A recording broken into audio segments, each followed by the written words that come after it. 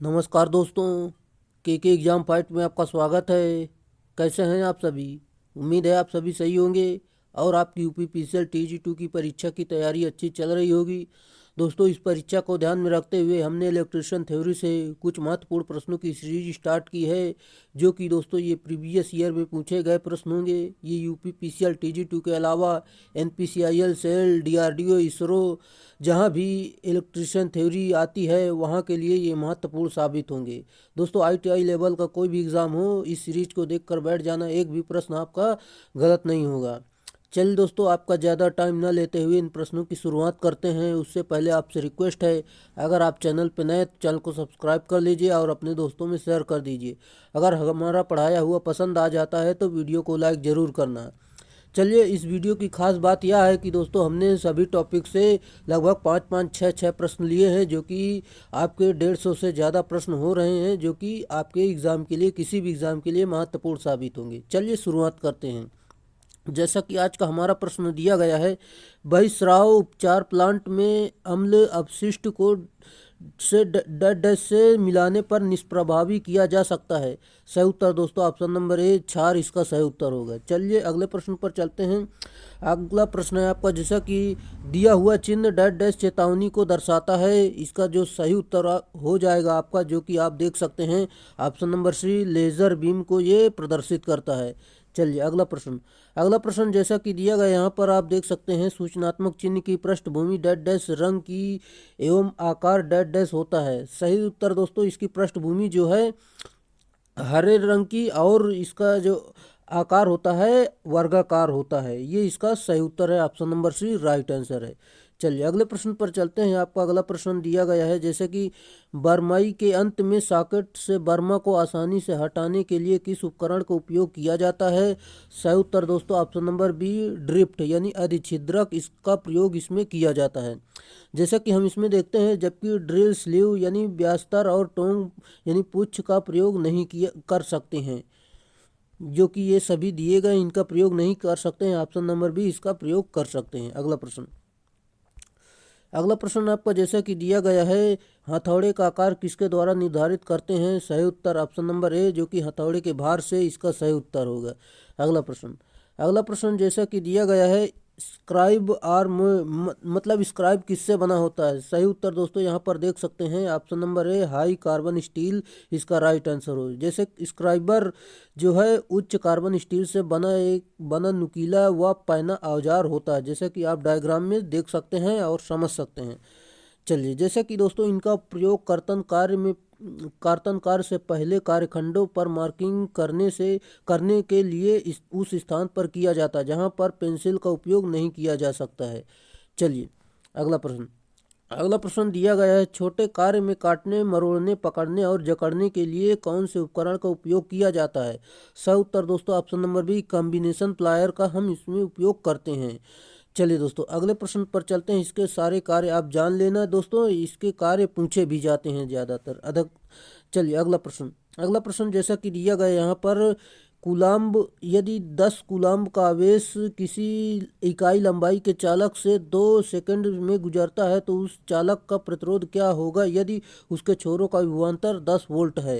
Simple सा formula होता है। जैसे कि दोस्तों आप इसे हल करेंगे तो आपका जो उत्तर निकल कर आएगा 2 ओम। चलिए हम आपको समझा देते हैं। जैसे कि दोस्तों क्यू बराबर दिया गया, टी बराबर दिया गया, वी बराबर दिया गया है। फार्मूला लगाएंगे पहले, आई बराबर क्यू अपान टी, तो इसका निकल कर आ जाएगा आई बराबर 5 एम्पियर। फिर दोस्तों आर बराबर निकाल लेंगे, आर बराबर वी अपान आई रखेंगे।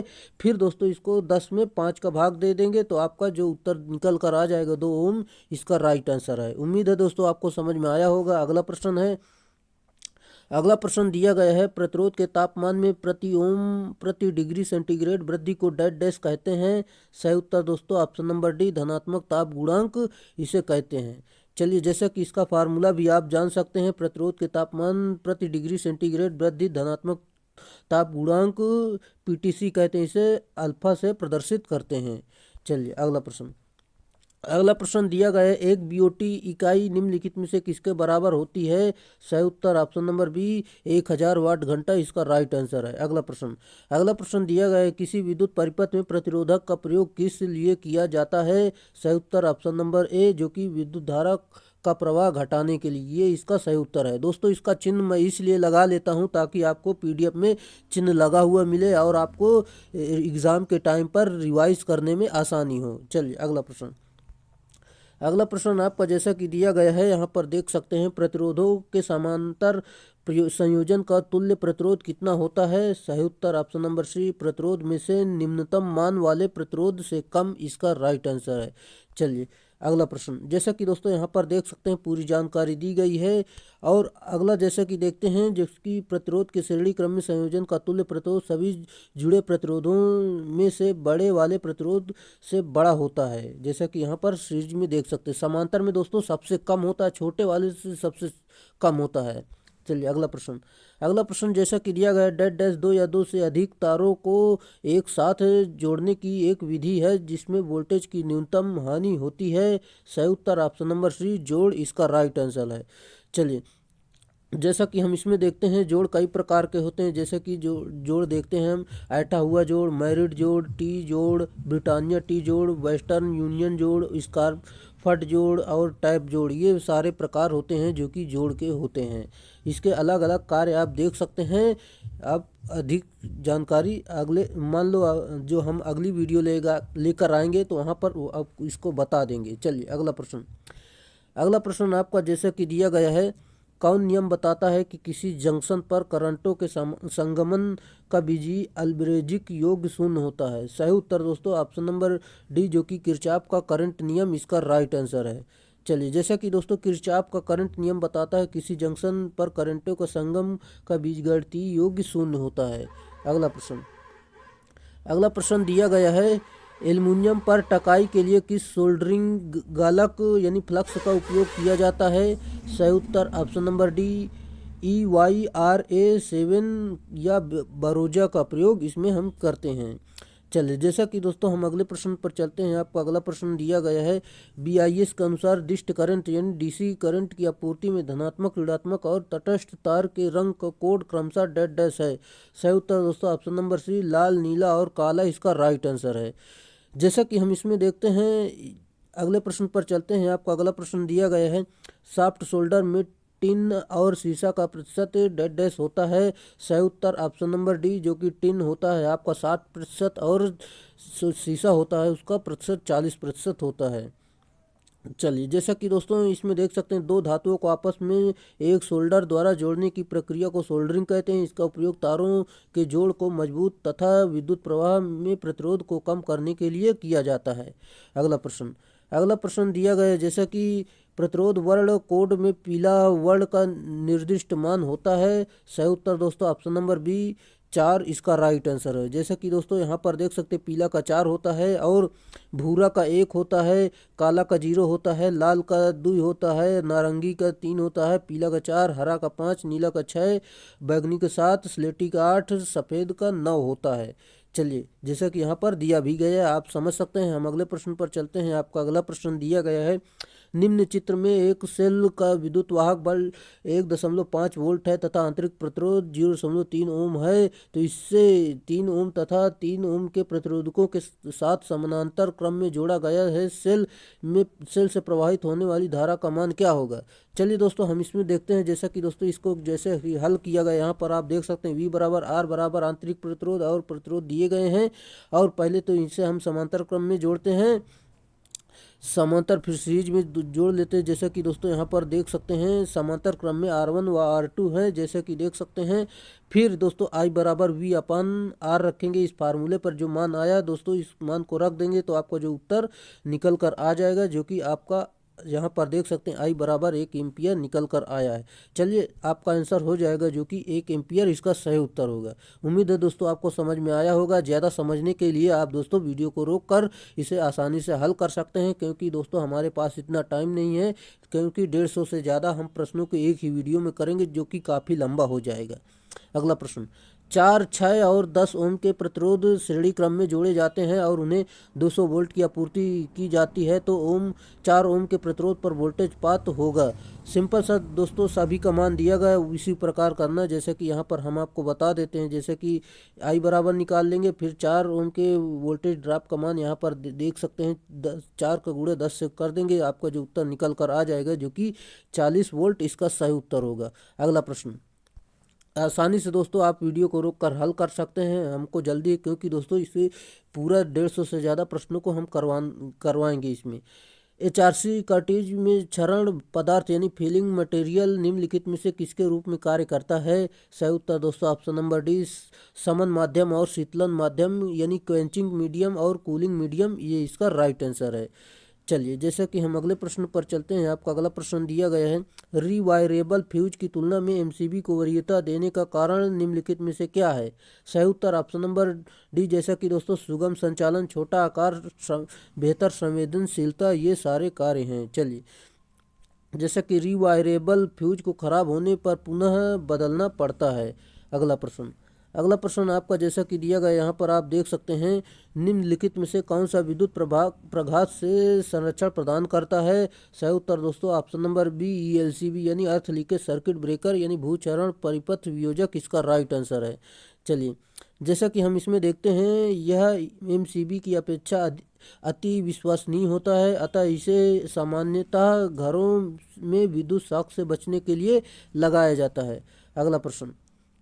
अगला प्रश्न आपका दिया गया है, एक एकल उपकरण जो ओवर करंट, शॉर्ट सर्किट, अर्थ लीकेज और अर्थ फॉल्ट के कारण होने वाले झटके और आग के विद्युत के खतरे से सुरक्षा सुनिश्चित करता है, इसका जो सही उत्तर हो जाएगा, जैसे कि आप देख सकते हैं, अर्थ लीकेज सर्किट ब्रेकर, इसका राइट आंसर है। चलिए अगला प्रश्न आपका दिया गया है, तड़ित रोधक को फेरने के लिए निम्नलिखित में से किसका उपयोग किया जाता है?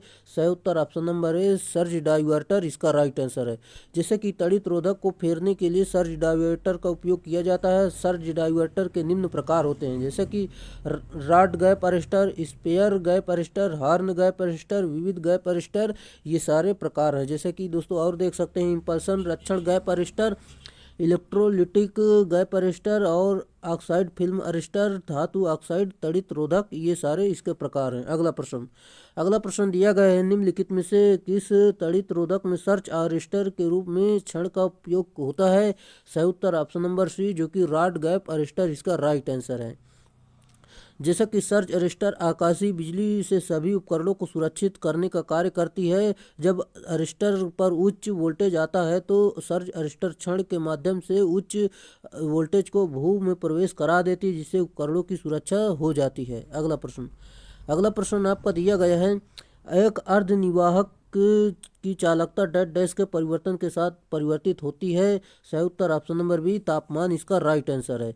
जैसा कि हम इसमें देखते हैं, जिन तत्वों के नाभिक के बाह्य कोश में 4 संयोजकता होती है उसे अर्धचालक पदार्थ कहते हैं, जैसे कि आप जानते होंगे सिलिकॉन, जर्मेनियम आदि होते हैं। अगला प्रश्न आपका दिया गया है, उच्च वोल्टेज के प्रति सुरक्षा के लिए निम्नलिखित में से कौन सा तड़ित रोधक यानी लाइटिंग अरेस्टर का इस्तेमाल होता है? सही उत्तर option number A, thyrite lightning arrester, इसका सही उत्तर होगा।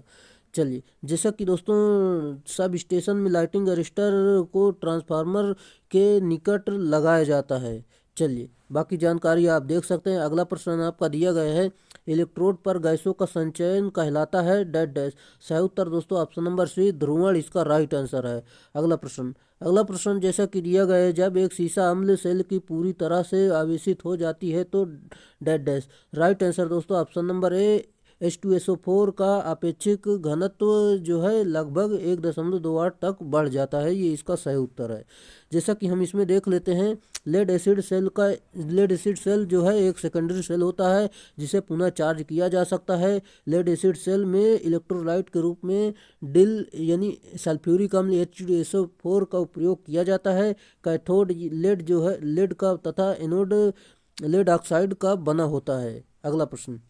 अगला प्रश्न आपका दिया गया है, सेल की क्षमता डेड डैश में मापी जाती है। सही उत्तर option number A, ampere into घंटा, इसका राइट आंसर है। जैसा कि हम इसमें और देख लेते हैं, जैसे कि सेल एक डिवाइस होती है जो रासायनिक ऊर्जा को विद्युत ऊर्जा में परिवर्तित करता है तथा सेलों के समूह को बैटरी हम कहते हैं। यदि कोई सेल 1 घंटा में 1 एम्पियर धारा प्रवाहित करे तो उसकी क्षमता जो है एम्पियर इंटू आवर होती है, जैसा कि आप देख सकते हैं। अगला प्रश्न, किसी नाभिक में शिथिलता से जुड़े कर्षण शक्ति इलेक्ट्रॉन को किस रूप में जाना जाता है? सही उत्तर ऑप्शन नंबर बी, मुक्त इलेक्ट्रॉन इसका राइट आंसर है। अगला प्रश्न जैसा कि आपका दिया गया है, जब एक चालक में धारा बढ़ती है तो लेंज के नियम बताता है कि स्वप्रेरित विरोधता। सही उत्तर दोस्तों ऑप्शन नंबर सी, बढ़ने वाली धारा के विपरीत धारा उत्पन्न करेगा, ये इसका राइट आंसर है। चलिए जैसा कि अगले प्रश्न पर चलते हैं। आपको अगला प्रश्न दिया गया है, धारावाही कुंडली में ऊर्जा निम्नलिखित रूप में संग्रहित होता है। सही उत्तर दोस्तों ऑप्शन नंबर बी, चुंबकीय क्षेत्र इसका राइट आंसर है।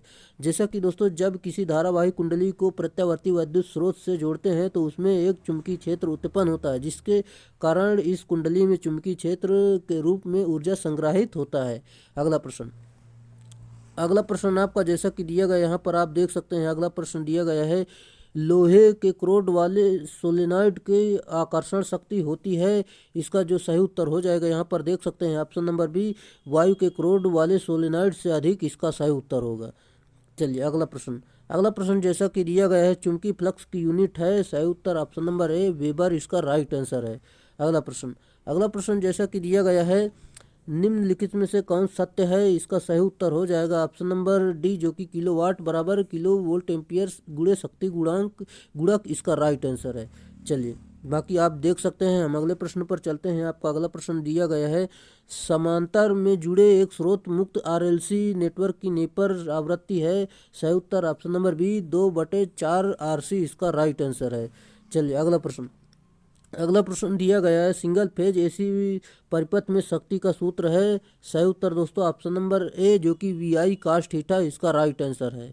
जैसा कि दोस्तों 3 फेज एसी परिपथ में शक्ति का सूत्र जो होता है √3VL यानी वोल्टेज लाइन धारा लाइन cos थीटा इसका फार्मूला होता है। अगला प्रश्न, यदि RLC परिपथ में कला कोण जो है अग्रगामी हो तो निम्नलिखित विकल्पों में से कौन सा सत्य है? सही उत्तर दोस्तों ऑप्शन नंबर ए, जो कि XC बड़ा है XL से, इसका राइट आंसर है। चलिए जैसा कि हम इसमें देख लेते हैं, XC का मान अधिक होने पर कला कोण अग्रगामी प्राप्त होता है, XL का अधिक होने पर कला कोण पश्चगामी प्राप्त होता है। अगला प्रश्न आपका दिया गया है, जैसा कि भारत में घरेलू विद्युत उपकरणों के लिए उपयोग किया जाने वाला mains supply voltage dash volt होता है। सही उत्तर ऑप्शन नंबर सी, जो कि 220 वोल्ट इसका राइट आंसर है। जैसा कि घरेलू विद्युत उपकरणों के लिए उपयोग किया जाने वाला वोल्टेज की आवृत्ति जो है 50 हर्ट्ज होती है। अगला प्रश्न आपका दिया गया है, 3 फेज स्टार कनेक्शन में फेज वोल्टेज लाइन वोल्टेज का डैश गुना होता है। सही उत्तर ऑप्शन नंबर है 0.577 इसका राइट आंसर है, इतने गुना होता है। जैसा कि दोस्तों लाइन धारा फेज धारा बराबर होती है इसमें और स्टार संयोजन में, और लाइन वोल्टेज फेज वोल्टेज के बराबर होता है। जैसा कि यहाँ पर आप देख सकते हैं, लाइन वोल्टेज और फेज वोल्टेज बराबर हैं, जो कि √3 के, और 3 कली पावर देख सकते हैं √3 लाइन वोल्टेज और धारा वोल्टेज यहाँ पर देख सकते हैं, और cos φ। चलिए ये इसका दोस्तों फार्मूला होता है, आप इसे याद कर लीजिएगा और प्रश्न अनुसार देख सकते हैं, यहाँ पर दिया गया है, बाकी जानकारी आप देख सकते हैं। हम अगले प्रश्न पर चलते हैं। जैसा कि शुद्ध प्रतिरोधक सर्किट का पावर फैक्टर डैश होता है। सही उत्तर दोस्तों ऑप्शन नंबर बी 1 होता है, ये इसका सही उत्तर है।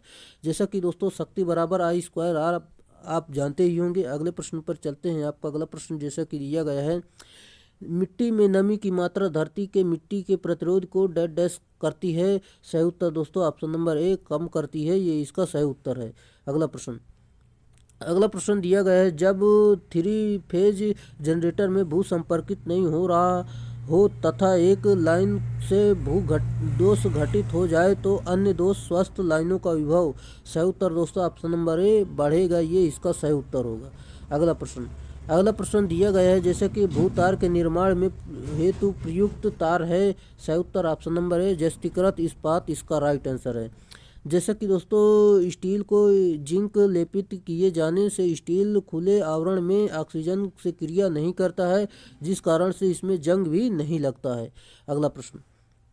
अगला प्रश्न जैसा कि दिया गया है, विद्युत यानी भारतीय विद्युत नियम के अनुसार अनुमेय आवृत्ति भिन्नता है डैश डैश है। सही उत्तर दोस्तों ऑप्शन नंबर सी 3% होती है, प्लस माइनस। अगला प्रश्न जैसा कि अगला प्रश्न आपका जैसा कि दिया गया यहाँ पर देख सकते हैं, निम्नलिखित कारकों में से किसका उपयोग एक आंतरिक अर्धचालक की चालन संपत्ति को भिन्न करने के लिए किया जा सकता है। सही उत्तर दोस्तों ऑप्शन नंबर बी तापमान इसका राइट आंसर है। जैसा कि दोस्तों शुद्ध अर्धचालक का तापमान बढ़ाने पर मुक्त इलेक्ट्रॉनों की उत्पत्ति हो जाती है, जिससे कि विद्युत चालन होने लगता है और परम शून्य ताप पर यह कुचालक की तरह व्यवहार करता है। इसका प्रतिरोध ताप गुणांक ऋणात्मक होता है। अगला प्रश्न जैसा कि दिया गया यहाँ पर आप देख सकते हैं, जैसा कि इन प्रकार के सेमीकंडक्टर बनाने के लिए निम्नलिखित में से किस घटक का उपयोग किया जाता है। इसका जो राइट आंसर यहाँ पर देख सकते हैं आप, पेटा वायलेंट अशुद्धता और दोस्तों इंट्रिंसिक सेमीकंडक्टर का इसमें हम प्रयोग करते हैं, जैसे कि आपका ऑप्शन नंबर सी सही उत्तर हो जाएगा, जो कि बी और सी इसके राइट आंसर है, जैसे कि बी और सी यहाँ पर दिया गया है। चलिए हम यहाँ पर और डिटेल से बात कर लेते हैं। जैसे कि शुद्ध अर्धचालक में पंच संयोजी तत्व की अशुद्धि मिलाई जाती है तो इन प्रकार का अर्धचालक बनता है। जैसे कि और देख लेते हैं, जैसे कि पेटा वायलेंट अशुद्धता में देख सकते हैं आर्सेनिक अथवा एंटीमनी प्रयोग की जाती है। इन प्रकार के अर्धचालक मिश्रित अशुद्धि दाता अशुद्धि कहलाती है, अर्थात यह इलेक्ट्रॉन प्रदान करने की क्षमता रखता है। इसमें इलेक्ट्रॉन बहुसंख्यक आवेशवाहक तथा होल्स अल्पसंख्यक आवेशवाहक कार्य करते हैं। इसमें ऊर्जा स्तर चालन बैंड के पास होता है। अगला प्रश्न परमाणु सिलिकॉन में इलेक्ट्रॉनों की संख्या डैश डैश होती है। सही उत्तर दोस्तों ऑप्शन नंबर डी, जो कि 14 होती है। अगला प्रश्न जैसा कि दिया गया है आपका, जहां पर देख सकते हैं क्लास ए एम्पलीफायर की कुशलता डैश डैश, जिसमें सर्वश्रेष्ठ फिडिलिटी और न्यूनतम विकृति लेकिन कम उत्पादन होता है। सही उत्तर दोस्तों ऑप्शन नंबर सी, जो कि 20% से लेकर 35% इसका सही उत्तर होगा। चलिए जैसा कि यहाँ पर आप देख सकते हैं दोस्तों, यहाँ पर पूरी जानकारी दी। ऑपरेशन मोड के आधार पर प्रवर्धन निम्न प्रकार के जैसे कि दोस्तों श्रेणी ए प्रवर्धन, श्रेणी बी और श्रेणी ए बी और श्रेणी सी, यहाँ पर पूरी जानकारी आप देख सकते हैं। यहाँ पर श्रेणी ए के लिए देख सकते हैं पूरी जानकारी यहाँ पर दी गई है। बाकी हम अगले प्रश्न पर चलते हैं। आपका अगला प्रश्न दिया गया है, निम्नलिखित में से कौन सी प्रतिरोधक बनाने के लिए एक आदर्श सामग्री है। सही उत्तर दोस्तों ऑप्शन नंबर डी कार्बन इसका राइट आंसर है। जैसा कि दोस्तों कार्बन यहाँ पर देख सकते हैं, कार्बन प्रतिरोधक बनाने के लिए एक आदर्श सामग्री कार्बन है। वह प्रतिरोधक जिसमें धारा के विरोध के लिए मुख्य रूप से कार्बन उत्तरदायी होता है, कार्बन प्रतिरोधक कहलाता है। कार्बन प्रतिरोधक निम्न प्रकार के होते हैं, जैसे कि दोस्तों मोल्डेड कार्बन कंपोजिशन प्रतिरोधक और कार्बन फिल्म प्रतिरोधक, ये सारी इसकी जानकारी दी गई है। चल दोस्तों अगला प्रश्न जैसा कि दिया गया है, 3 पॉइंट हैंड स्टार्टर में प्रयुक्त कॉइल कुंडली का प्रकार, जिसमें एक विद्युत चुंबक लाइन और हैंडल से जुड़ा होता है, जिसमें कॉइल कुंडली में तांबे की मोटी तारे कुछ मोड़ होते हैं, तो उसे डेड डैश कहा जाता है। सही उत्तर दोस्तों option number D overload coil कहते हैं, ये इसका सही उत्तर है। बाकी जानकारी आप देख सकते हैं, जैसे कि दोस्तों यदि मोटर ओवरलोड हो जाए तो एलसी कॉइल में कॉन्टैक्ट आपस में जुड़ जाते हैं, वहां पर एनवीसी के संपर्क में रहते हैं, जिससे कि एनवीसी अचुंबकीय हो जाती है और हैंडल ऑफ हो जाता है। चलिए अगला प्रश्न जैसा कि दिया गया है, निम्नलिखित में से किस में सॉफ्ट और लेमिनेटेड कोर पर लगे पोल और वाइंडिंग का कोर बनाने के लिए एक साथ जोड़ा जाता है। सही उत्तर दोस्तों option number A salient pole type rotor इसका राइट आंसर है। चलिए दोस्तों अगले प्रश्न जाने से पहले आपसे रिक्वेस्ट है, अगर आप चैनल पे नए तो चैनल को सब्सक्राइब कर लीजिए, क्योंकि दोस्तों यहाँ पर काफ़ी महत्वपूर्ण प्रश्नों की श्रृंखला चल रही है, जो कि दोस्तों आपके एग्ज़ाम के लिए काफ़ी महत्वपूर्ण साबित होगी। दोस्तों आपकी बार आप यूपीपीसीएल में नौकरी ले लीजिए, क्योंकि दोस्तों ये इम्पोर्टेंट मौका है आपके लिए, सुनहरा मौका है। इसके बाद लगता है आने वाला नहीं है, क्योंकि दोस्तों यूपीपीसीएल एक ऐसा विभाग है जो कि काफ़ी अच्छी सैलरी मिलती है, यहाँ पर अच्छी जॉब आपको मिल जाती है। चलिए दोस्तों जैसा कि दोस्तों अगर आप इस वीडियो को देखते हैं तो लगभग आपका पूरे इलेक्ट्रिशियन आपको पूरा कवर हो जाएगा, कि कोई ऐसा प्रश्न आपको यहाँ से बाहर नहीं मिलेगा, क्योंकि दोस्तों हमने सभी टॉपिक को यहाँ पर क्लियर किया है। और दोस्तों अगर इस सीरीज को आप देखते हैं तो मान लो पूरी वीडियो ज़रूर देखें, क्योंकि दोस्तों इसमें कोई भी प्रश्न एक दूसरे वीडियो का इस वीडियो में रिपीट नहीं हो रहा है। जो छोटे छोटे टॉपिक थे दोस्तों उसको हमने पहले ही वीडियो में कवर कर लिया है, चाहे तो आप उन्हें भी देख लीजिए, क्योंकि दोस्तों ये हमारी 13वीं क्लास चल रही है और अदर क्लास जो डाल रखी है हमने वहाँ पर काफ़ी अच्छे इंपॉर्टेंट छोटे छोटे जो टॉपिक थे जहाँ से प्रश्न बनते हैं वो कंप्लीट हो चुके हैं। उसके आगे हम पूरी सीरीज लेकर चल रहे हैं ताकि पूरा मान लो आपका पूरा सिलेबस कंप्लीट हो जाए। चलिए दोस्तों अगले प्रश्न पर चलते हैं। जैसा कि यहाँ पर आपका अगला प्रश्न दिया गया है, फोटोलिथोग्राफिक और मास्किंग की तकनीकी का प्रयोग ट्रांजिस्टर के निर्माण के लिए डैश में किया जाता है। सही उत्तर दोस्तों ऑप्शन नंबर सी विसरण जंक्शन विधि इसका राइट आंसर है। जैसा कि दोस्तों अगले प्रश्न पर चलते हैं हम, जैसा कि मूल आधार PNP transistor NPN transistor circuit में धारा लाभ अल्फा का मूल्य है। सही उत्तर दोस्तों ऑप्शन नंबर बी इकाई से कम इसका सही उत्तर होगा।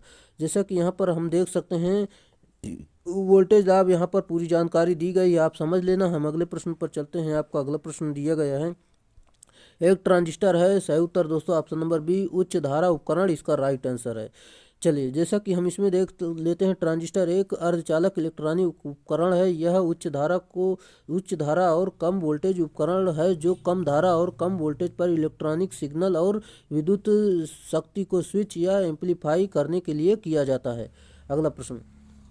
अगला प्रश्न जैसा कि दोस्तों in amplifier circuit in the impedance matching is diode. दोस्तों इसका राइट आंसर जो हो जाएगा option number D ensure maximum power transfer इसका सही उत्तर हो जाएगा। बाकी दोस्तों आप देख लेना, अंग्रेजी हमें ज़्यादा नहीं आती, आप समझ लेना, इसका आप वो कर लेना हिंदी कन्वर्जन। जैसा कि दोस्तों ट्रांजिस्टर एम्पलीफायर के युग्मन ट्रांजिस्टर का प्रयोजन है, इसका जो सही उत्तर हो जाएगा। जैसा कि दोस्तों आप देख सकते हैं ऑप्शन नंबर बी एसी संकेत को पास करने और डीसी संकेत को ब्लॉक करने के लिए इसका सही उत्तर होगा।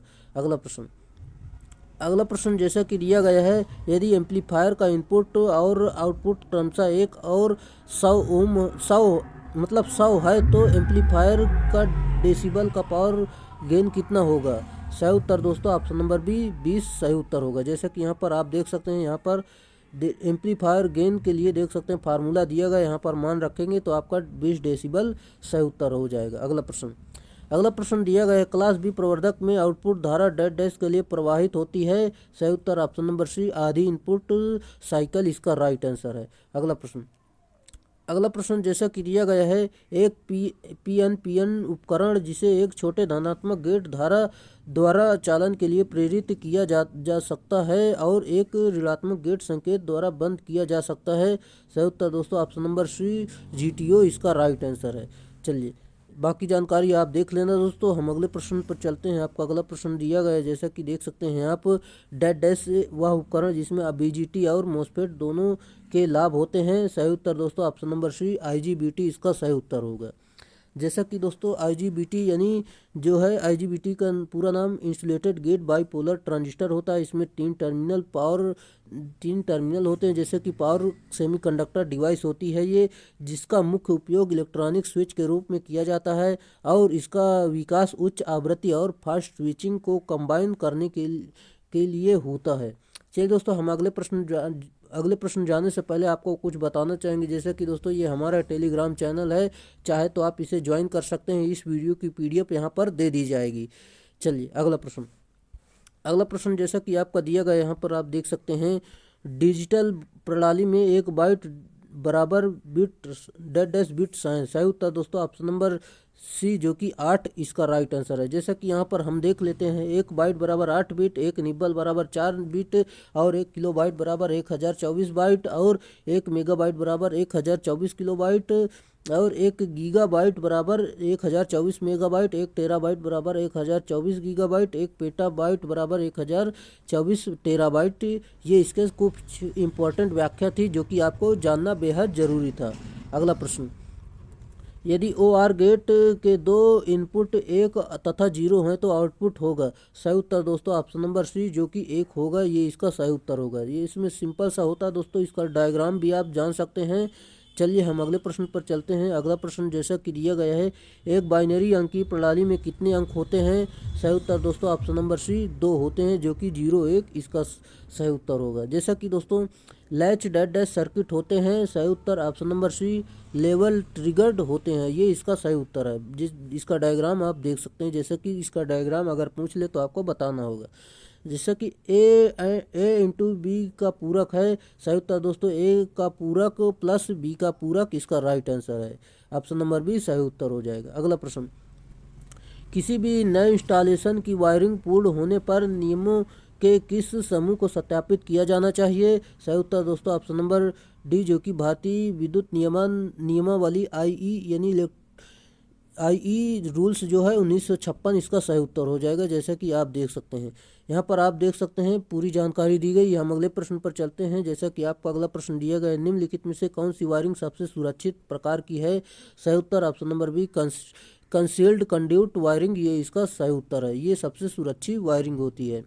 कंसील्ड वायरिंग सबसे सुरक्षित वायरिंग होती है। इसे दीवार के अंदर छिपी हुई वायरिंग डक्ट वायरिंग भी कहते हैं। दीवार के अंदर छिपी होने के कारण यह वायरिंग कहीं पर भी दिखाई नहीं देती, जिससे कि दीवार की सुंदरता बनी रहती है। अगला प्रश्न आपका दिया गया है, लाइट और पंखे के उप परिपथों की वायरिंग के लिए प्रयुक्त तांबे के चालक के अनुप्रस्थ काट का क्षेत्रफल कितना होता है? सही उत्तर दोस्तों option number C 1.5 mm square इसका सही उत्तर होगा। चलिए अगला प्रश्न दिया गया है, घरेलू वायरिंग में भू संपर्कन तार का आकार डैश डैश से कम नहीं होना चाहिए। सही उत्तर ऑप्शन नंबर सी 14 SWG यानी स्टैंडर्ड वायर गेज, इसका इससे कम नहीं होना चाहिए। अगला प्रश्न, घरेलू वायरिंग में फ्यूज को डैश डैश से संयोजित किया जाता है। सही उत्तर दोस्तों ऑप्शन नंबर ए फेज तार के साथ श्रेणी क्रम में इसका सही उत्तर होगा। अगला प्रश्न आपका दिया गया, जैसा कि आप देख सकते हैं, डैश डैश और डैश डैश हानियों को सामूहिक रूप से स्टर हानियों के रूप में जाना जाता है। दोस्तों यहाँ पर चुंबकीय और यांत्रिक हानियों को सामूहिक रूप से स्टर हानियों के रूप में जाना जाता है। ऑप्शन नंबर डी इसका राइट आंसर है। जैसा कि यहाँ पर हिस्टैसिस हानि का फार्मूला देख सकते हैं और भंवर धारा हानि का भी फार्मूला जान सकते हैं। इसमें हानियाँ 2 प्रकार की होती हैं। अगला प्रश्न जैसा कि दिया गया है, सिलिकॉन स्टील का उपयोग डैश डैश हानियों को कम करने के लिए किया जाता है। Right answer option number C शैथिल्य हानियों को कम करने के लिए प्रयोग किया जाता है। जैसा कि दोस्तों इसमें हम देख लेते हैं, सिलिकॉन स्टील का उपयोग शैथिल्य हानियों को कम करने के लिए किया जाता है। स्टील में सिलिकॉन की मात्रा अति निम्न होती है, लेकिन सिलिकॉन के कारण ही फ्लक्स घनत्व तो कम हो जाता है, जिसके कारण शैथिल्य हानियाँ कम होती है। इसका फार्मूला भी आप जान सकते हैं। चलिए अगला प्रश्न देख सकते हैं आप, डीसी जनरेटर में वायु हानि समानुपाती होता है। सही उत्तर ऑप्शन नंबर डी आर्मेचर गति के वर्ग से समानुपाती इसका राइट आंसर है। अगला प्रश्न जैसा कि दिया गया, यहाँ पर आप देख सकते हैं, दिष्ट धारा शंट मोटर के लिए गति नियंत्रण की प्रतिरोधक विधि में आर्मेचर अपवर्तक का उपयोग विधि को डैश डैश से बनाता है। सही उत्तर ऑप्शन नंबर ए, जो कि तेजी से बदलते भार के लिए उपयुक्त इसका राइट आंसर है। जैसा कि हम इसमें देख लेते हैं, जैसा कि दिष्ट धारा शंट मोटर के लिए गति नियंत्रण की प्रतिरोधक विधि में आर्मेचर अपवर्तक का उपयोग विधि को तेजी से बदलते भार के लिए उपयुक्त बनाता है। इस विधि में आर्मेचर श्रेणी क्रम में प्रतिरोध लगा देते हैं, जिसे बढ़ाकर गति नियंत्रित करते हैं। इस विधि को निर्धारित गति से कम गति प्राप्त करते हैं इस विधि से। जैसा कि हम अगले प्रश्न पर चलते हैं। आपका अगला प्रश्न है, डैश डैश शर्तें निर्धारित यानी रेटिंग वाले दिष्ट धारा मोटर को नियंत्रित करने के लिए अर्ध तरंग परिवर्तक का प्रयोग किया जाता है। सही उत्तर ऑप्शन नंबर बी 400 वाट से कम इसका राइट आंसर है। अगला प्रश्न, दिष्ट धारा मोटर का शाफ्ट बलाघूर्ण आर्मेचर बलाघूर्ण से डैश डैश हानियों के कारण कम होता है। सही उत्तर ऑप्शन नंबर सी, जो कि घूर्णन इसका राइट आंसर है। जैसा कि दोस्तों शाफ्ट बलाघूर्ण बराबर होता है आर्मेचर बलाघूर्ण माइनस घूर्णन बलाघूर्ण, ये इसका फार्मूला होता है। अगला प्रश्न, दिष्ट धारा मोटर का विरोधी विद्युत वाहक बल डैश डैश। सही उत्तर दोस्तों ऑप्शन नंबर बी, जो कि ऊर्जा रूपांतरण में मदद करता है, ये इसका सही उत्तर है। अगला प्रश्न आपका दिया गया, जैसा कि आप देख सकते हैं, 1000 प्राथमिक वर्तन यानी टर्न वाले प्राथमिक को प्रदाय 250 AC से जोड़ा गया, तो द्वितीयक वोल्टता 400 वोल्ट के लिए विद्युतीय टर्न डैश डैश होनी चाहिए। सिंपल सा फार्मूला होता है V1 V2 N1 N2 निकालना है हमें, पूरा मान दिया गया यहाँ पर। ये फार्मूला आपको रखना है, जो कि आपका जो आंसर निकल कर आ जाएगा, जो कि 1600 आ जाएगा, जो कि राइट आंसर है 1600 टर्न। अगला प्रश्न जैसा कि दिया गया है यहाँ पर देख सकते हैं, परिणामी श्रेणी ट्रांसफार्मर के समांतर प्रचालन के लिए संदर्भ में निम्नलिखित में से कौन सा कथन सही नहीं है। दोस्तों इसका ऑप्शन नंबर जो डी सही नहीं, जैसे कि परिणामित्र में समान केवीए अनुमत होना चाहिए, ये सही नहीं। जबकि दोस्तों बाकी सभी सही हैं, जैसे कि ट्रांसफार्मर समान वोल्टता अनुमत होना चाहिए और परिणामित्र के समान रूपांतरण अनुमत होना चाहिए, ये भी सही है। परिणामित्र यानी ट्रांसफार्मर के समान आवृत्ति पर चलाया जाना चाहिए, ये भी सही। जबकि ऑप्शन नंबर डी आपका सही नहीं है। अगला प्रश्न दिया गया है, जैसा कि भार धारा यानी एडी करंट की एक कमी डैश डैश है। सही उत्तर दोस्तों ऑप्शन नंबर सी, वाइंडिंग में हीटिंग का नुकसान, इसका राइट आंसर है। चलिए जैसा कि यहाँ पर देख सकते हैं, इसका फार्मूला दिया गया है, जैसा कि WE बराबर AD धारा क्षति, अब BM बराबर होता है अधिकतम चुंबकीय फ्लक्स घनत्व, तो F बराबर आवृत्ति को प्रदर्शित करता है, T बराबर कोर की मोटाई को प्रदर्शित करता है। अगला प्रश्न, जैसा कि किसी पावर ट्रांसफार्मर में टेपिंग स्विच डैश डैश से जुड़ा होता है। सही उत्तर दोस्तों ऑप्शन नंबर ए, सेकेंडरी वाइंडिंग से जुड़ा होता है। अगला प्रश्न, किसी ट्रांसफार्मर के DC सप्लाई के जुड़े होने पर क्या होता है। सही उत्तर option number A, primary winding जल जाएगी, ये इसका राइट आंसर है। जैसे कि दोस्तों ट्रांसफार्मर अन्योन्य प्रेरण के सिद्धांत पर कार्य करता है, प्रेरण का अस्तित्व केवल AC परिपथ में होता है, अतः ट्रांसफार्मर केवल AC सप्लाई पर ही कार्य कर सकता है। अगला प्रश्न, clip on meter dash dash है। सही उत्तर दोस्तों option number D, current transformer है, ये इसका सही उत्तर है। अगला प्रश्न, यहाँ पर देख सकते हैं, निम्न आवृत्ति मीटरों में से किस में एक स्थायी यू आकार के चुंबक के ध्रुवों के बीच दो चलते कॉइल कुंडली एक दूसरे के लंबवत होते हैं। सही उत्तर option number D, electrodynamic frequency meter, इसका राइट आंसर है। चलिए बाकी हम अगले प्रश्न पर चलते हैं। आपका अगला प्रश्न दिया गया है, यदि एक चलते कॉइल यानी कुंडली उपकरण को एक कुंडली पर शंट में जोड़ा जाता है तो वह उपकरण डैश डैश में परिवर्तन किया जा सकता है। सही उत्तर दोस्तों ऑप्शन नंबर ए, एमीटर, इसका राइट आंसर है। जैसा कि दोस्तों यदि एक चलते कॉइल कुंडली का उपकरण को कॉइल यानी शंट में जोड़ा जाता है तो उपकरण अमीटर में परिवर्तित किया जा सकता है। शंट प्रायः मैग्नीन का बनाया जाता है, जिसका ताप गुणांक बहुत ही निम्न होता है। अगला प्रश्न, ओम का नियम निम्नलिखित में से किन उपकरणों का उपयोग करके सत्यापित किया जा सकता है। सही उत्तर दोस्तों ऑप्शन नंबर बी, जो कि एमीटर और वोल्टमीटर, इसका राइट आंसर है। चलिए जैसा कि हम अगले प्रश्न पर चलते हैं। आपका अगला प्रश्न दिया गया है, डैश डैश को विरोध करने के लिए मापन उपकरणों में एक नियंत्रण टार्क की आवश्यकता होती है। सही उत्तर दोस्तों option number B, deflecting torque, इसका राइट आंसर है। चलिए अगला प्रश्न आपका दिया गया, यहाँ पर देख सकते हैं आप, आयल सर्किट ब्रेकर में इंसुलेटिंग आयल उदाहरण के लिए ट्रांसफार्मर आयल किस के लिए प्रयुक्त किया जाता है। इसका सही उत्तर हो जाएगा जैसा कि ऑप्शन नंबर बी, जैसा कि स्पिगलिंग के समन का माध्यम, इसका राइट आंसर है। चलिए जैसा कि पूरी जानकारी यहाँ पर देख सकते हैं, विभिन्न सर्किट ब्रेकरों में अलग अलग आर्क क्वेंचिंग मीडियम प्रयुक्त किया जाता है। जैसा कि दोस्तों वायु परिपथ वियोजक में वायु और आयल सर्किट ब्रेकर में insulating oil, SF6 circuit breaker में SF6 गैस का प्रयोग करते हैं हम। अगला प्रश्न दिया गया है, किस प्रकार के सर्किट ब्रेकर में कंप्रेस्ड एयर प्रयुक्त की जाती है। सही उत्तर दोस्तों option number D, air blast circuit breaker, इसका राइट आंसर है। अगला प्रश्न आपका दिया गया है, जैसा कि निम्नलिखित में से कौन सा डिवाइस स्विच और सुरक्षात्मक डिवाइस के रूप में प्रयुक्त किया जा सकता है। सही उत्तर दोस्तों option number 20, miniature circuit breaker, इसका राइट आंसर है। जैसा कि हम इसमें देख लेते हैं, जैसे कि इंटरमीडिएट स्विच का प्रयोग लाइन से दूसरे लाइन को जोड़ने या फेज अनुक्रम बदलने में होता है। फ्यूज का प्रयोग संसूचक एवं सुरक्षात्मक उपकरण के रूप में होता है, यह सबसे सस्ता उपकरण होता है। अगला प्रश्न जैसा कि दिया गया है, एक प्रेरण मोटर में स्लिप रिंग बना होता है। सही उत्तर दोस्तों option number D, phosphorus branch का इसमें बना होता है। चलिए जैसा कि दोस्तों यहाँ पर आप देख सकते हैं, स्लिप रिंग एक मैकेनिकल डिवाइस होती है जो कि एक स्थिर प्रणाली की घूर्णन संरचना में विद्युतीय संकेतों के लिए पथ प्रदान करता है। यह मशीन के स्थिर भाग से गतिक भाग के माध्यम से शक्ति स्थानांतरण करने की सुविधा प्रदान करता है।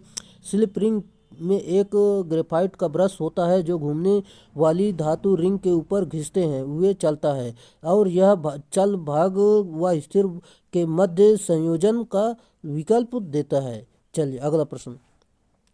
अगला प्रश्न जैसा कि दिया गया है, एक दिष्ट धारा मोटर पूर्ण भार पर 1725 आरपीएम और शून्य भार पर 1775 आरपीएम पर चलती है तो गति नियमन क्या है। सिंपल सा फार्मूला होता है, जैसा कि दोस्तों हम आपको दिखा देते हैं। यहाँ पर देख सकते हैं N0 minus NF full load upon full load गुणे 100, यहाँ पर इसका मान रखेंगे। जैसा कि आपका यहाँ पर मान रख कर हल करेंगे तो आपका उत्तर निकल कर आ जाएगा 2.9% इसका सही उत्तर होगा। अगला प्रश्न। अगला प्रश्न जैसा कि दिया गया है, एक स्लिप रिंग प्रेरण मोटर में डेड डैश। सही उत्तर दोस्तों ऑप्शन नंबर सी उच्च प्रारंभिक आघूर्ण इसका राइट आंसर है। जैसा कि हम इसमें देख लेते हैं, 3 phase slip ring induction motor में फास्फोरस ब्रॉन्ज की बनी होती है जो 3 स्लिप लगी होती हैं इसमें, जिनसे ब्रश जुड़े रहते हैं। यही मोटर को इलेक्ट्रिक सप्लाई की जाती है। अगला प्रश्न। जब 2 फेज आपूर्ति को 2 कला यानी फेज स्टेटर कुंडली से जोड़ा जाए तो निम्नलिखित में से कौन सा प्रभाव संभव है। सही उत्तर दोस्तों ऑप्शन नंबर बी, एक घूर्णन चुंबकीय क्षेत्र उत्पन्न होता है, ये इसका राइट आंसर है।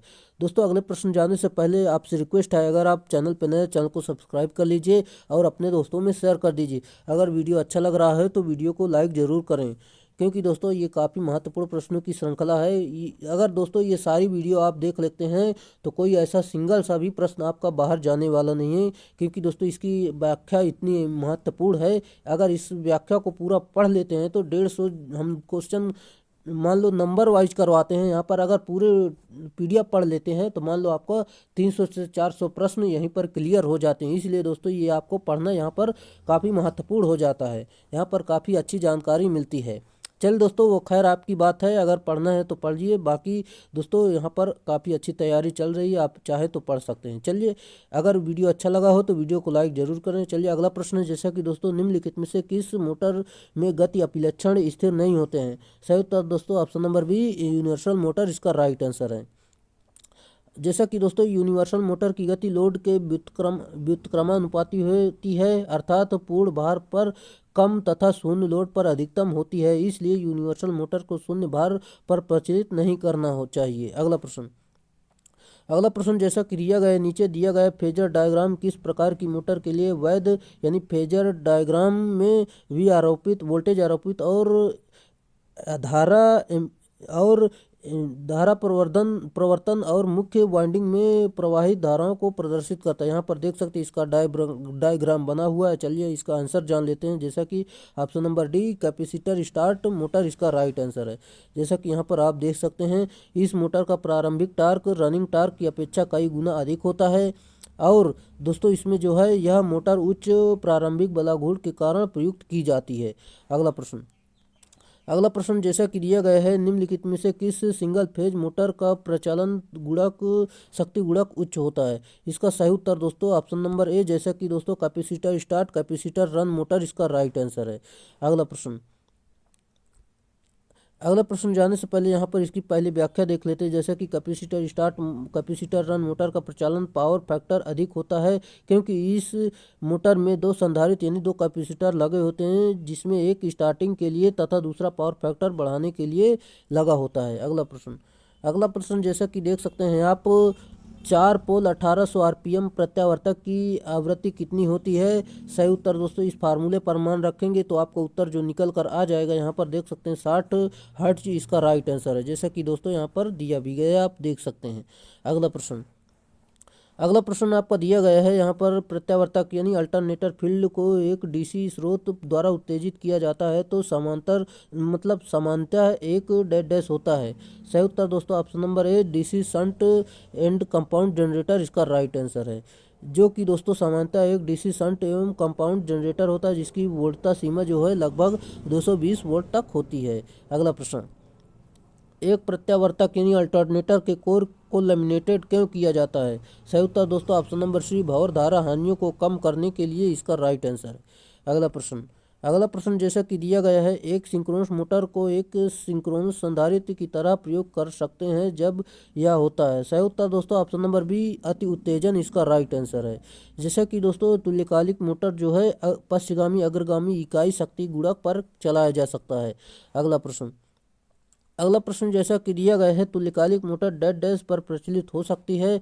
सही उत्तर दोस्तों ऑप्शन नंबर ए, जो कि हमने आपको बता दिया, पश्चगामी अग्रगामी इकाई शक्ति गुणक इसका राइट आंसर है। और जैसा कि यहाँ पर हम देख लेते हैं, जब मोटर के क्षेत्र कुंडली पर अधिक उत्तेजन दिया जाता है तो मोटर अग्रगामी पर प्रचलित होती है, और जब क्षेत्र कुंडली को कम उत्तेजन दिया जाने पर मोटर पश्चगामी पर प्रचलित होता है, और क्षेत्र कुंडली का सामान्य यानी नॉर्मल उत्तेजन दिए जाने पर मोटर की इकाई शक्ति गुणक पर प्रचलित होता है। अगला प्रश्न जैसा कि दिया गया है, तुल्यकालिक मोटर यानी सिंक्रोनस मोटर शुरू करने के लिए किस विद्युत आपूर्ति की जरूरत होती है। सही उत्तर दोस्तों option number C, 3 phase AC और डीसी की विद्युत आपूर्ति इसका राइट आंसर है। अगला प्रश्न एक एक पथी लैप कुंडली जनरेटर यानी सिंप्लेक्स लैप वाउंड जनरेटर में उत्पन्न होने वाला विद्युतवाहक बल अपान पथ कितना होगा। सिंपल सा है, फार्मूला होता है जो कि दोस्तों जेड 5ZN/60 वोल्ट इसका राइट आंसर है। चलिए, जैसा कि यहाँ पर आप देख सकते हैं, ये फार्मूला पूरा होता है जैसे कि P5ZN/60A, ये पूरा फार्मूला होता है, यहीं से इसका मान निकाल लिया गया। जैसे कि सिंप्लेक्स लैप कुंडली में जनरेटर के लिए A बराबर P, जो कि बराबर होता है। अगला प्रश्न, डुप्लेक्स वेव वाउंड 6 पोल दृष्ट धारा डीसी मशीन में आर्मेचर के माध्यम से समांतर पथों की संख्या कितनी है। सही उत्तर दोस्तों ऑप्शन नंबर बी, जो कि 4 इसका राइट आंसर है। जैसा कि दोस्तों यहाँ पर देख सकते हैं, डुप्लेक्स वेव वाउंड में 6 पोल डीसी धारा डीसी मशीन के आर्मेचर माध्यम में से समांतर पथों की संख्या जो है 4 होती है। अगला प्रश्न आपका दिया गया, स्टेटर में खांचों की संख्या और ध्रुवों की संख्या का अनुपात कहलाता है। सही उत्तर दोस्तों ऑप्शन नंबर बी, जो कि ध्रुव पिच कहलाता है। जैसा कि यहाँ पर देख सकते हैं, इसका फार्मूला भी आप जान सकते हैं। अगला प्रश्न आपका दिया गया है, डीसी मोटर में वाइंडिंग के माध्यम से कॉपर हानि डेड डैश के अनुपातिक होती है। Right answer option number B, धारा के वर्ग इसका राइट आंसर है। अगला प्रश्न जैसा कि दिया गया है, यदि कुंडली विस्तृत पोल अंतराल से कम है तो कुंडली यानी वाइंडिंग डेड डैश कही जाएगी। सही उत्तर दोस्तों ऑप्शन नंबर ए, आंशिक अंतरालित इसका राइट आंसर है।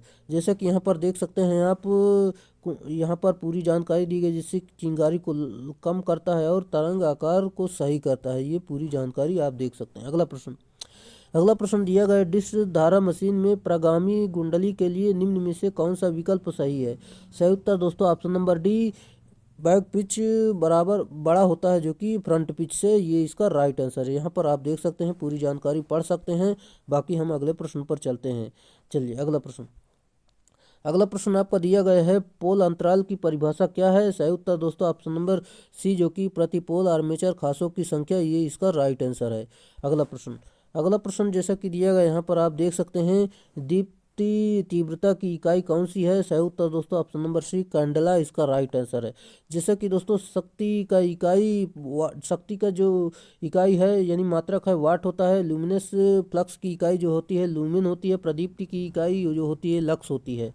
अगला प्रश्न, डेड डैश के स्रोत द्वारा उत्सर्जित दृश्य प्रकाश की कुल मात्रा की एक माप है। राइट आंसर दोस्तों ऑप्शन नंबर ए, लूमेन इसका राइट आंसर है। जैसा कि यहाँ पर हम देख सकते हैं, एक मानक मोमबत्ती से ठोस कोण में उत्सर्जित होने वाली प्रकाश की कुल मात्रा 1 लूमेन होती है। अगला प्रश्न है, प्रकाशीय तंतु किस परिघटना पर आधारित है। सही उत्तर दोस्तों यहाँ पर देख सकते हैं, ऑप्शन नंबर डी, पूर्ण आंतरिक परावर्तन इसका राइट आंसर है। अगला प्रश्न, फ्लोरोसेंट ट्यूब परिपथ में चोक जुड़ा होता है। सही उत्तर ऑप्शन नंबर ए, लैप के साथ सीरीज में जुड़ा होता है, ये इसका राइट आंसर है।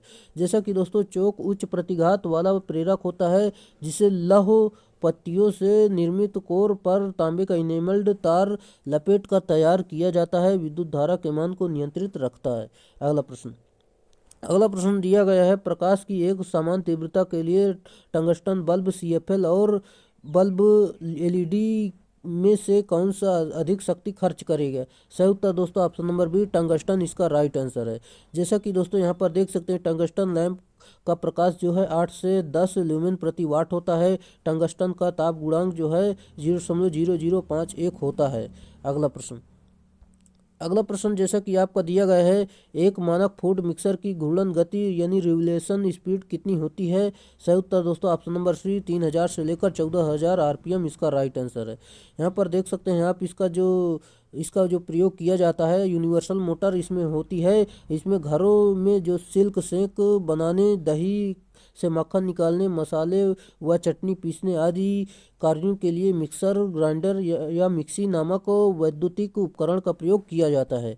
यहाँ पर आप देख सकते हैं जैसे कि मिक्सर ग्राइंडर में मुख्यतः यूनिवर्सल प्रकार की सीरीज मोटर प्रयोग की जाती है। विभिन्न घूर्णन गतियाँ प्राप्त करने के लिए फील्ड वाइंडिंग में से टाइपिंग से निकाली जाती हैं और निम्न माध्यम तथा उच्च घूर्णन गतियाँ प्राप्त की जाती हैं।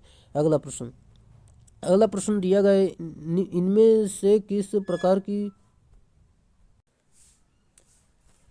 प्रकार की वॉशिंग मशीन में कपड़े धोते समय ड्रम घूमता है? सही उत्तर दोस्तों ऑप्शन नंबर ए टम्बलर इसका राइट आंसर है। अगला प्रश्न जैसा कि दिया गया है यहाँ पर आप देख सकते हैं निम्नलिखित में से कौन सी तार प्रणाली आवासीय भवन में वायरिंग का सबसे सुरक्षित तरीका है तथा एक सुंदर प्रतीत सुनिश्चित करता है? इसका राइट आंसर हो जाएगा जो कि आप देख सकते हैं यहाँ पर ऑप्शन नंबर सी भीतरी वाहक नली तार प्रणाली इसका राइट आंसर है, जिससे कि दोस्तों कंड्यूट वायरिंग जिसे कहते हैं।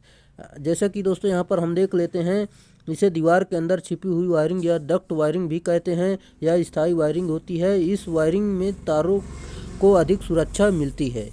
अगला प्रश्न जैसा कि दिया गया है, एक हाइड्रो पावर प्लांट में किस प्रकार के जनरेटर का इस्तेमाल किया जाता है?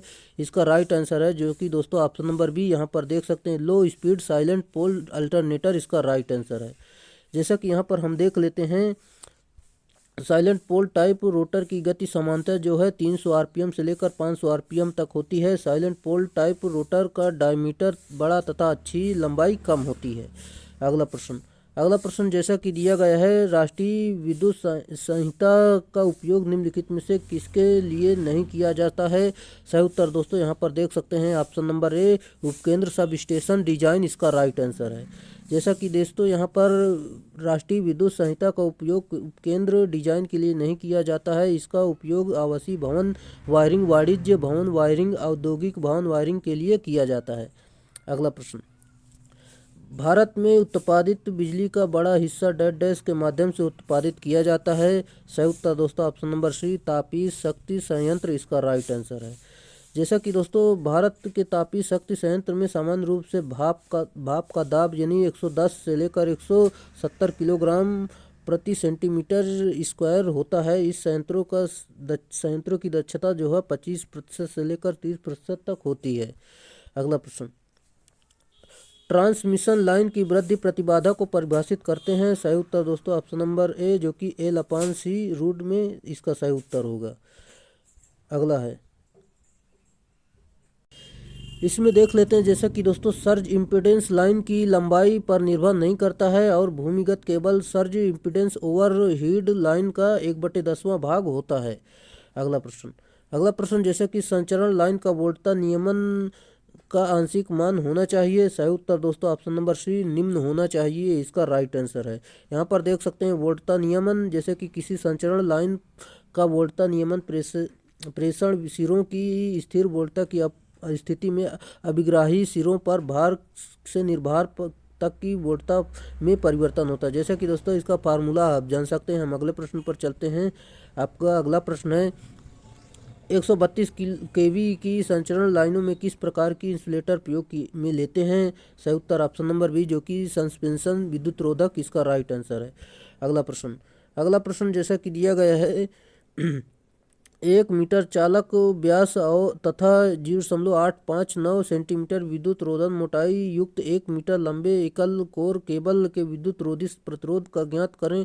विद्युत रोधी पदार्थ का अपेक्षित प्रतिरोध जो है 6×1014 ओम इंटू सेंटीमीटर है। तो इसका जो आप हल करेंगे तो आपका उत्तर निकल कर जो आएगा यहाँ पर देख सकते हैं 954 गुणे 10 की घात 12 ओम इसका राइट आंसर निकल कर आएगा। जैसे कि दोस्तों इस फार्मूले पर मान रखना है आपको, जो कि पूरा मान रख देंगे, हल कर लेंगे, कैलकुलेशन कर लेंगे तो आपका मान निकल कर आ जाएगा। अगला प्रश्न, केवल समांतर डैश डैश प्राप्त करने के लिए वर्गीकृत होते हैं।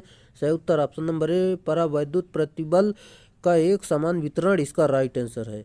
अगला प्रश्न जैसा कि दिया गया है, यहाँ पर देख सकते हैं आप की प्रक्रिया विधि डैश डैश की प्रक्रिया विधि में विद्युत उपकरणों के विद्युतमय भागों के साथ आकस्मिक संपर्क में आने से बचाने के लिए उन्हें एक आवरण प्रदान करना शामिल होता है। सही उत्तर दोस्तों ऑप्शन नंबर ए, ग्राउंडिंग इसका राइट आंसर है। जैसे कि दोस्तों हम इसमें देख सकते हैं, प्रत्येक खंभे के दोनों ओर लाइन पर अर्थ किया हुआ गार्ड लगाया जाता है, जो तार को टूटने की स्थिति में भूमि पर पहुंचने से पूर्व ही उसे अर्थ कर देती है। जैसे कि दोस्तों अगला पॉइंट है, जैसे कि भारतीय विद्युत नियम 88 के अनुसार OHL पर अर्थ किया हुआ गार्ड लगाना आवश्यक है, जिससे कि सड़क, रेलवे लाइन, नदी, नहर इत्यादि से आर पार जाती हुई लाइन पर लगाया जाता है। सामान्यतः केबल कैंडल गार्डिंग तथा केज गार्डिंग की जाती है। अगला प्रश्न, तड़ित रोधक यानी लाइटिंग अरेस्टर के संदर्भ में डैश डैश में आर्किंग ग्राउंड की घटना हो सकती है। इसका राइट आंसर हो जाएगा जो कि ऑप्शन नंबर ए, जो कि एक गैर भूसंपर्कित प्रणाली इसका राइट आंसर है। अगला प्रश्न जैसा कि दिया गया यहाँ पर आप देख सकते हैं, टावरों के बीच संप्रेषण लाइन किसकी आकृति लेती है। सही उत्तर दोस्तों ऑप्शन नंबर सी, कैटेनरी इसका राइट आंसर है। जैसा कि दोस्तों कैटेनरी को एलिसाइड को चैनेड भी कहते हैं, पदार्थ विज्ञान में इसे फ्यूलीवर भी कहते हैं। अगला प्रश्न जैसा कि दिया गया, टीवी सेट में यदि क्षैतिज प्रवर्धक में दोष हो तब इसका निम्नलिखित परिणाम होगा। सही उत्तर दोस्तों ऑप्शन नंबर यहाँ पर देख सकते हैं, रास्टर नहीं होगा और ध्वनि नहीं आएगी और पिक्चर नहीं बनेगी, ये तीनों इसका सही उत्तर होगा।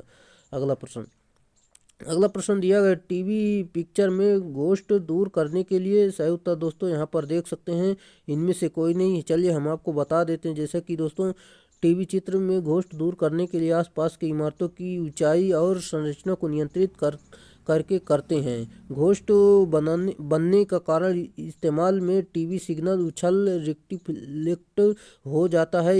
इसको दूर करने के लिए उच्च बीमी एंटीना बहुत संकीर्ण बीम को ट्रांसमिट करता है। अगला प्रश्न, एक रेडियो की वॉल्यूम को बढ़ाने पर। सही उत्तर दोस्तों ऑप्शन नंबर सी, तीव्रता एवं पिच दोनों बढ़ते हैं, ये इसका राइट आंसर है। चलिए, जैसा कि दोस्तों तीव्रता और पिच दोनों की आवृत्ति और कंपन से संबंध रखते हैं, इसलिए जब वॉल्यूम उच्च कंपन के कारण बढ़ेगा तो पिच और तीव्रता दोनों का मान बढ़ेगा। अगला प्रश्न जैसा कि दोस्तों FM संचार में धारक की सेंसिटिविटी की सामान्य सीमा क्या है। सही उत्तर दोस्तों option number C, 10 meter volt इसका राइट आंसर है। चलिए दोस्तों, यही थे जो कि आपके प्रश्न कंप्लीट हुए, जो कि दोस्तों आपके 150 से ज़्यादा प्रश्न थे, जो कि अगर पूरा मिला लिया जाए, मान लो पूरा इसकी व्याख्या, तो आपको 300 से 400 से ज़्यादा प्रश्न बन जाते हैं। चलिए दोस्तों, अगर वीडियो अच्छा लगा है तो वीडियो को लाइक ज़रूर कर दें, और दोस्तों चैनल पे नए तो चैनल को सब्सक्राइब जरूर कर लें, क्योंकि दोस्तों हम इसी तरह की वीडियो लेकर आते रहते हैं। जो कि दोस्तों अगर आपने शुरुआत से वीडियो नहीं देखा है तो पूरी शुरुआत से सारी वीडियो देख लें, क्योंकि कोई ऐसा प्रश्न नहीं है जो कि एक वीडियो से दूसरे वीडियो में रिपीट हो रहा हो। सभी अपने आप में एक अलग अलग प्रश्न है और आपका पूरा इलेक्ट्रिशियन इसमें से कवर हो जाएगा। चल दोस्तों, आज के लिए इतना ही रहेगा, फिर मिलेंगे नेक्स्ट वीडियो में, तब तक के लिए बाय।